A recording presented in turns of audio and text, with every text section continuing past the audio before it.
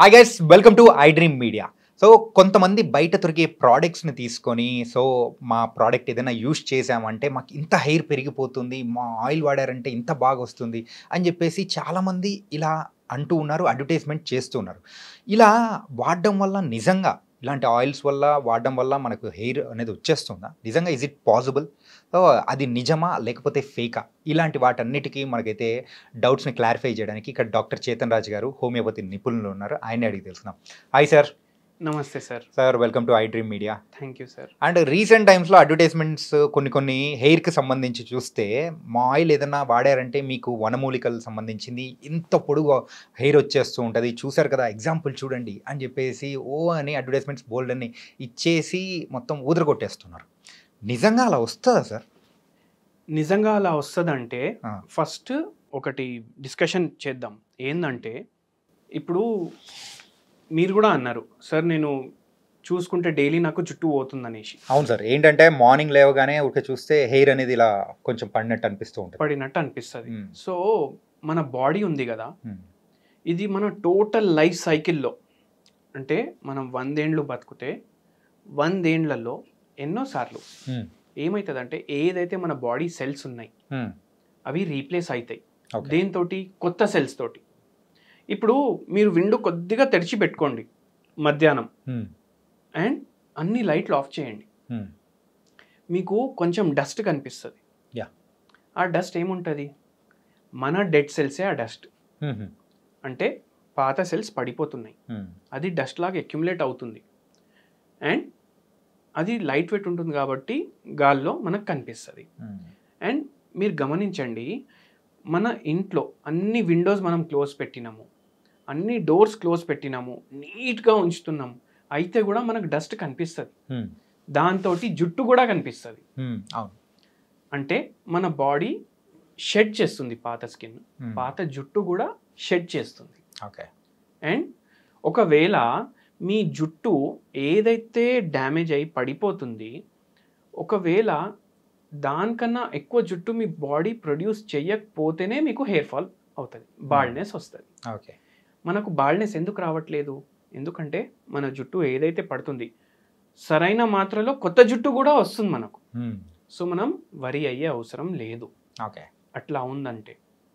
కానీ ఒక్కొక్కసారి ఏమవుతుంది, చాలామందికి బాల్డ్నెస్ ప్రాబ్లం వస్తుంది, జెంట్స్కి స్పెషలీ.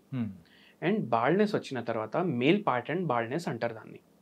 మేల్ ప్యాటర్న్ బాల్డ్నెస్ వచ్చినప్పుడు మనకు ఫ్రంటల్ రీజన్స్ నుంచి హెయిర్ ఫాల్ అవుతుంది and slowly slowly slowly slowly centre మొత్తం పోతుంది, సైడ్స్ ఒకటి మిగిలిపోతుంది. ఇది ఒక బయాలజికల్ ప్రాసెస్. ఇది మనకు ఎందుకు అవుతుందంటే మన జీన్స్ని బట్టి అవుతుంది. అంటే మనకున్న క్యారెక్టరిస్టిక్స్ని బట్టి, మన ఫాదర్కి బాల్డ్నెస్ ఉన్నా, మన మేనమామకి బాల్డ్నెస్ ఉన్నా, మనకు బాల్డ్నెస్ వచ్చే ఛాన్సెస్ ఎక్కువ ఉంటాయి.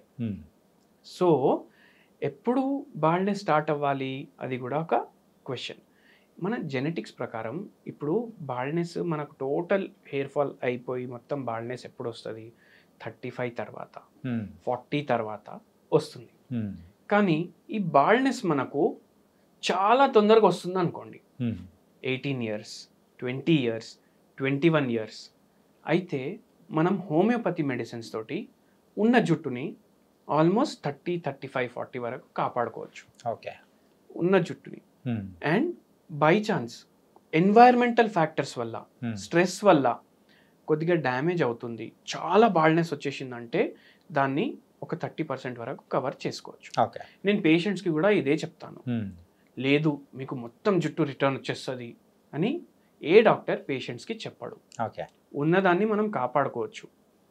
లేదంటే ఏదైతే పోయింది అది టోటల్గా మనం తిరిగేసి మళ్ళీ రిస్టోర్ చేయలేం, కానీ వి విల్ ట్రై అని చెప్తాము.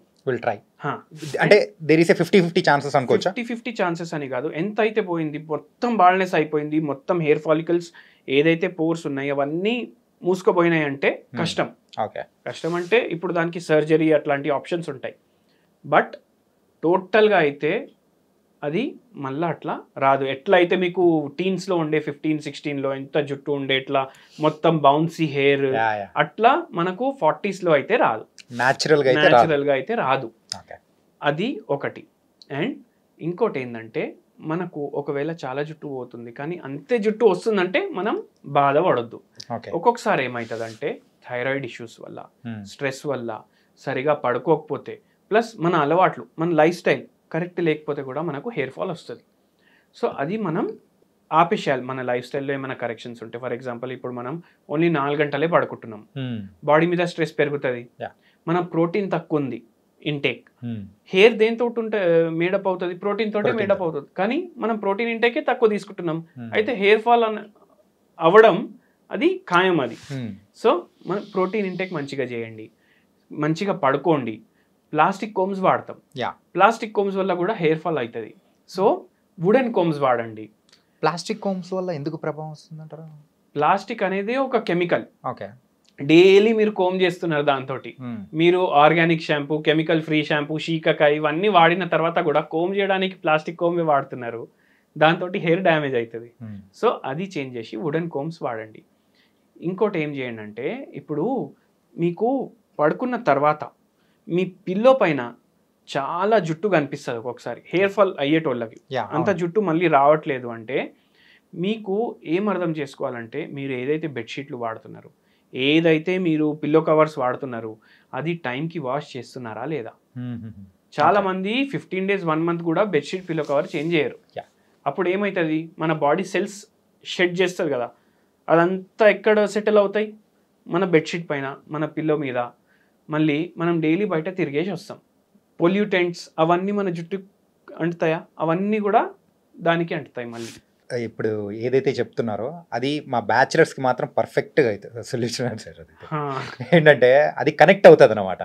అంటే ఎక్కువ రోజులు అంటే ఏదైతే బెడ్షీట్స్ కానీ అంటే వాష్ చేయకుండా ఉంటారో యూజువల్గా బ్యాచిలర్స్ రూమ్లలో కానీ ఇలా కామన్గా చూస్తూ ఉన్నాం.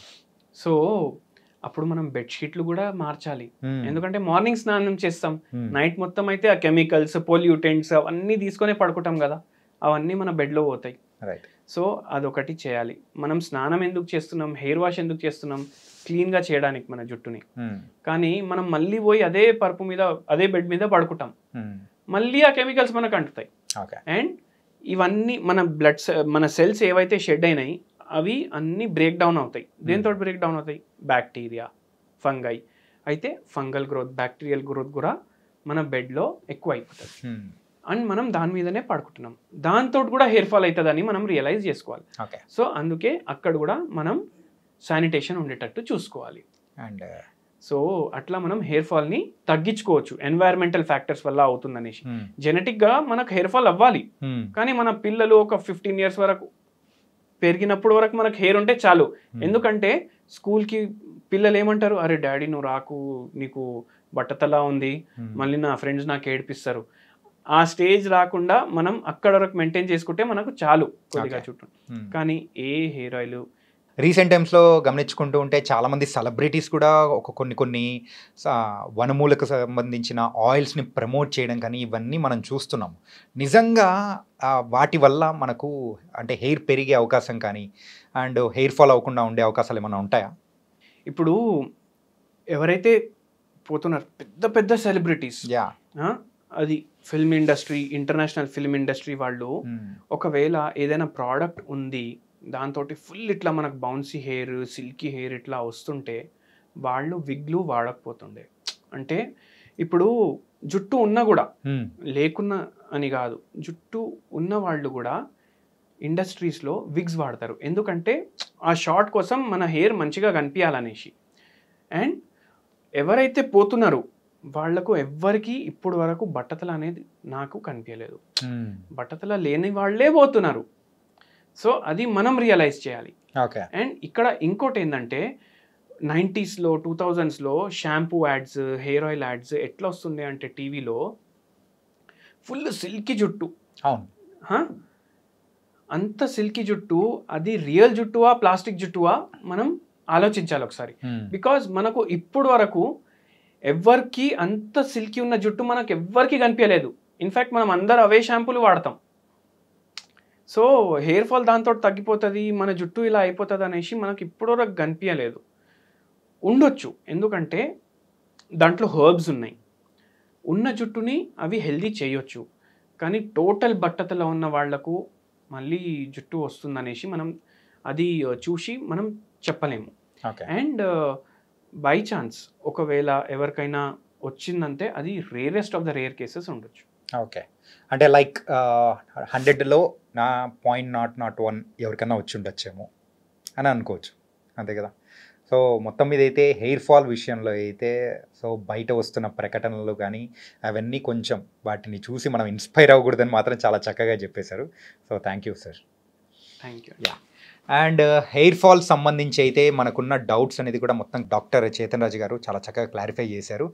సో అడ్వర్టైజ్మెంట్ చూసి మీరు మోసపోకండి. మెయిన్గా హెయిర్స్ విషయాల్లో సో తగిన జాగ్రత్తలు తీసుకుంటేనే మన హెయిర్ ఫాల్ అనేది కూడా తగ్గించుకోవచ్చు అని మెయిన్గా యూత్కి పాయింట్అవుట్ చేసి కూడా మరి చెప్పారు. కాబట్టి సో ఈ పాయింట్ కూడా మీరైతే నోట్ డౌన్ చేసుకోండి. మరో ఇంటర్వ్యూతో మళ్ళీ కలుద్దాం. అంతవరకు take care. This is your Chanakya. See you.